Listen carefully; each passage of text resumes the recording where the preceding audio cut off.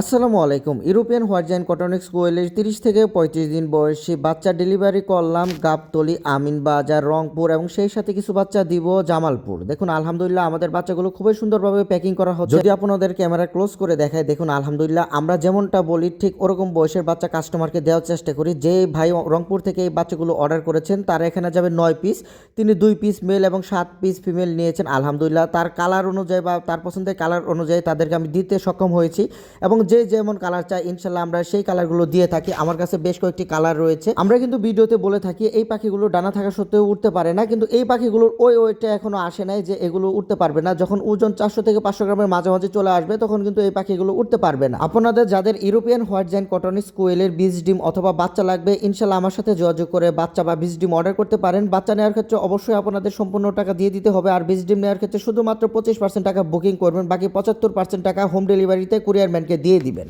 এখন কিন্তু প্রচণ্ড পরিমাণে শীত, আর এই শীতের মধ্যে কিন্তু বাচ্চাগুলোকে ছাদে দিয়ে কখনো ডেলিভারি করা যাবে না। আমরা এখন এই বাচ্চাগুলোকে গাড়ির ভিতরে দিয়ে কাস্টমারকে ডেলিভারি করে থাকবো, যাতে যেন ভিতর কোনো বাতাস না লাগে, এবং আমরা খুবই সুন্দরভাবে প্যাকিং করে বাচ্চাগুলো কাস্টমার হাতে পৌঁছাবো। আজকে এই পর্যন্তই, সকলে ভালো থাকবেন। আসসালামু আলাইকুম।